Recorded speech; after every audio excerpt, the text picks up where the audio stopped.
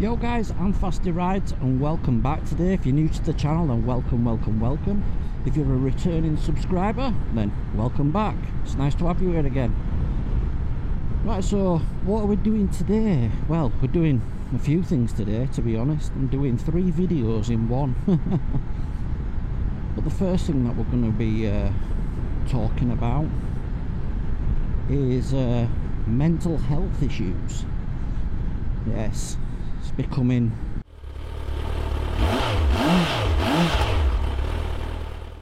a bit in the limelight lately, and another fellow YouTuber goes by the name of Crazy Legs on a Bike mentioned it in one of his videos, and I thought I would give my 2 cents to that topic. So if you don't know who Crazy Legs is, Crazy Legs on a Bike is a guy who has a Kawasaki touring bike. I think it's a SX, I'm not sure because I don't know the Kawasaki models, but he also has a Bullet Hero 125. Now that is a cracking bike, lovely colour. In fact, another guy that I know, Mr. Pete English, he has the 250 version, and he has it in white, blue and red. Oh, and it looks epic. But they look a really cool bike to have, and relatively cheap, to be honest, from what I hear. So anyway, let's get back on topic. So what brought this to my attention was an interview, or a short snippet of an interview that I saw on YouTube with Denise Walsh from Loose Women. And she was giving this interview and she was putting her point across about mental health issues. Yeah, and she goes on to a bit of a rant about it, but I mean rant as in a good way, because it needs bringing forward, needs addressing more, does this. And she was stating that she has a friend who's a GP, and they said to her that there was more and more middle-aged men coming to her, or coming to them, should I say, I don't know if it's her, seeking help for, you know, depression and mental health issues and things like that. And they were stating that it was very odd, because that was a demographic of person that didn't approach the GP with mental issues. You know, they're the last people in the world.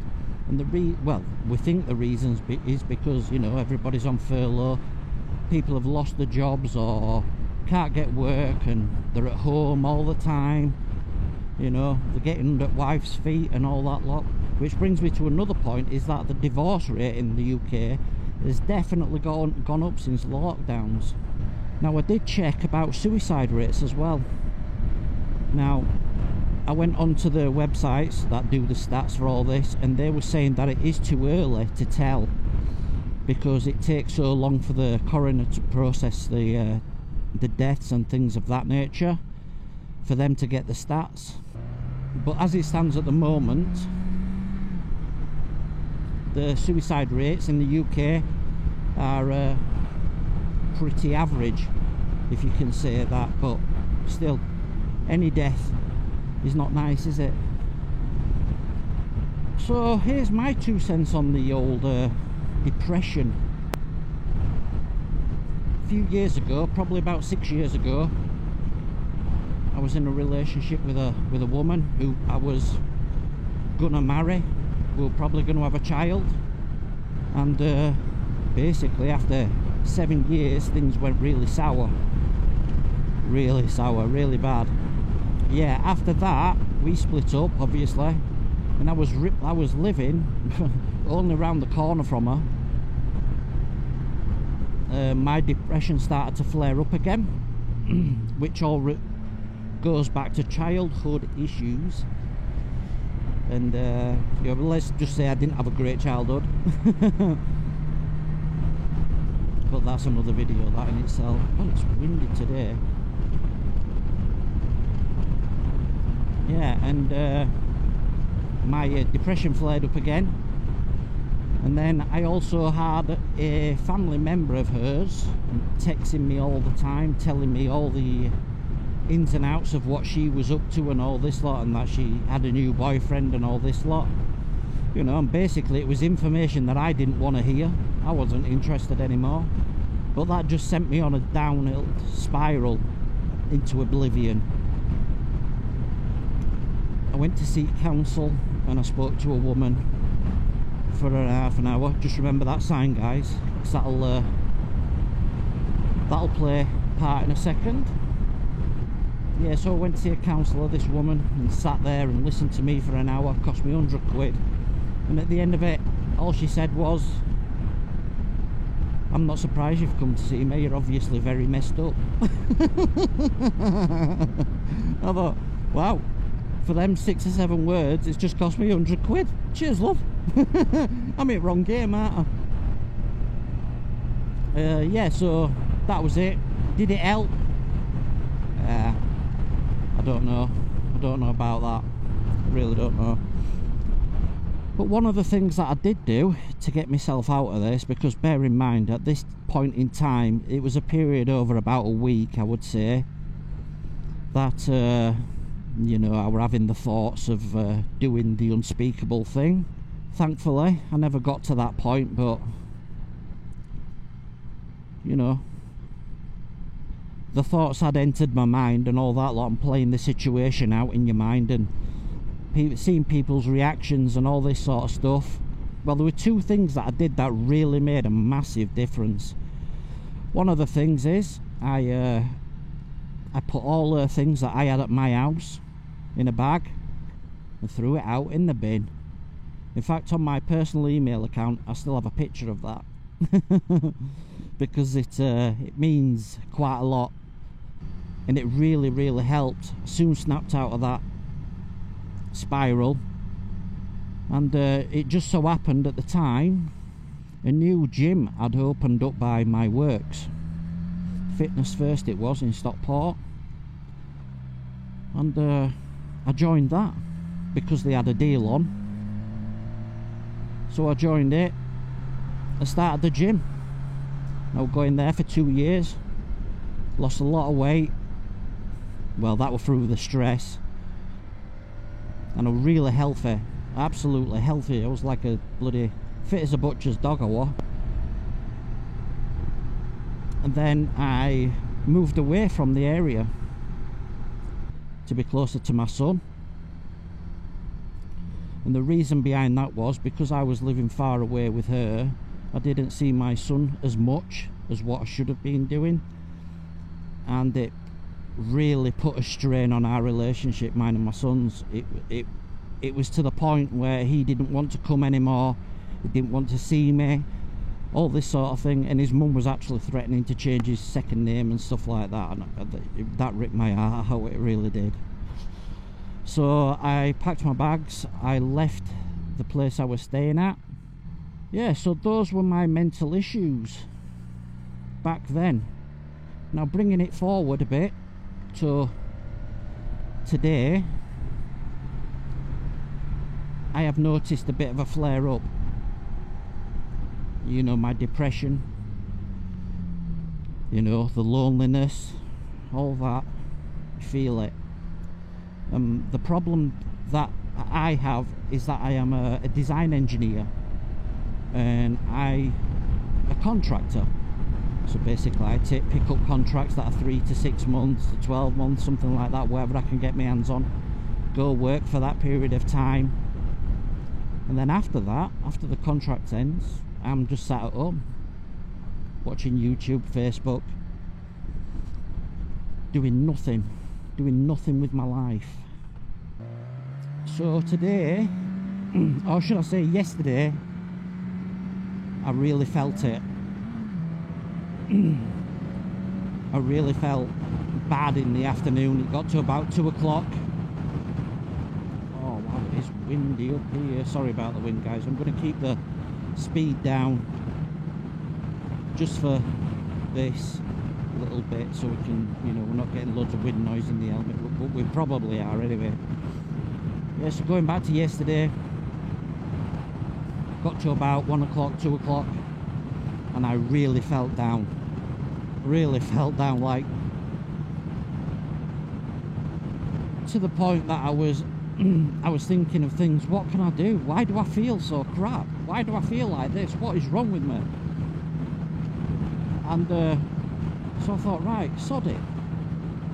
Let's get out on the bike and see what we can do. We'll see what we can find, and we'll go out and talk about this issue that I have. So yesterday evening, I think it was, I don't know, 2 o'clock, 3 o'clock, maybe the afternoon, I can't even remember. My time scales when I'm feeling like that are just all mishmashed, really strange. Time seems to play no part, you know, it's weird. Got the bike out, got the cameras on, and set off out. And I came all up here, doing some great runs, riding well, loved it, absolutely loved it. In fact, I stopped down by the dam that we've just passed, more or less, or no, not that dam, another one. And there was a young lad on a 125 who pulled up and had a chat with me. Great lad. And basically the camera just broke. The GoPro has this issue where sometimes it doesn't detect the battery. Yeah, so I had a ride out and I met that lad, recorded it all, got back home, and yeah, the footage were alright. The Tascam had recorded the sound, but it was far too high. Yeah, it was a bit of a shame, to be honest. Andy Mann's Club. It's a charity organisation for men. You might have seen the sign like that all over the place. They're a charity group that basically are there to support men with mental health issues, depression and all that sort of stuff. And I do know a guy on Twitter who lives over in Leeds. In fact, right nice guy. Spoke to him a few times on Twitter. I've never met him in real life, but real nice guy. His name's Steve Bannister. He had a really bad motorbike accident, and he's basically got only one leg.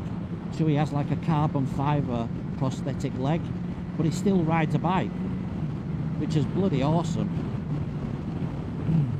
In fact, Motor Revs did an interview with him which were brilliant, absolutely brilliant. And if you don't know who Motor Revs are, they're another touring group that are really good. They do some nice videos. In fact, I'm going away with them actually, just for a weekend pretty soon.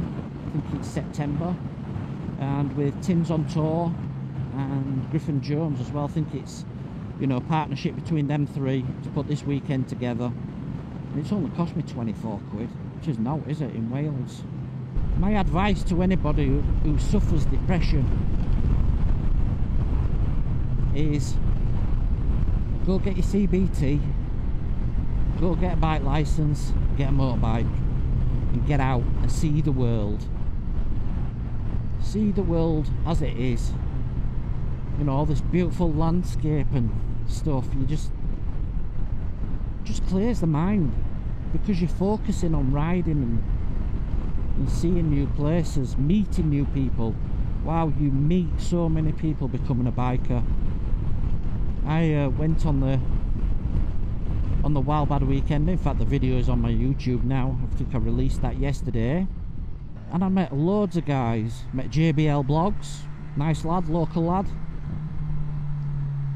I met another guy called Paul, really nice guy who lives relatively local to me. In fact, I rode home with him, and he stuck with me throughout the whole weekend.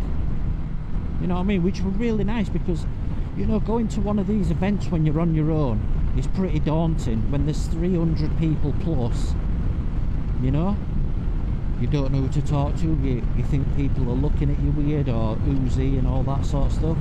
But honestly, it was completely the opposite to that. Everybody was really nice.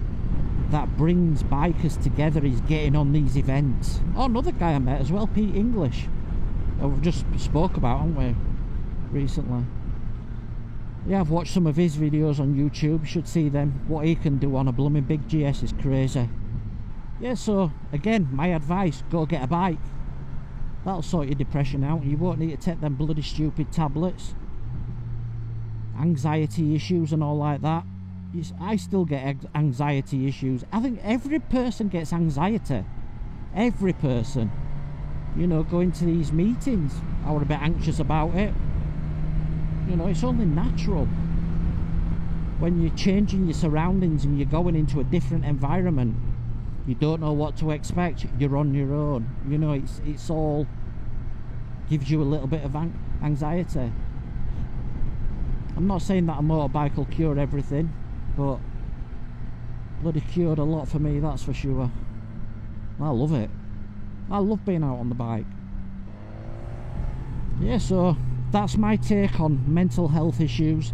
That's my personal experience from mental health issues and anxiety, depression. So I hope you enjoyed that, guys. It was just a little informative chat on the situation and what you can do to try and get out of that spiral that you're in. So if you do like this video, then please hit that like button, subscribe if you haven't, hit the notification bell, and I will see you next time. Peace out, guys.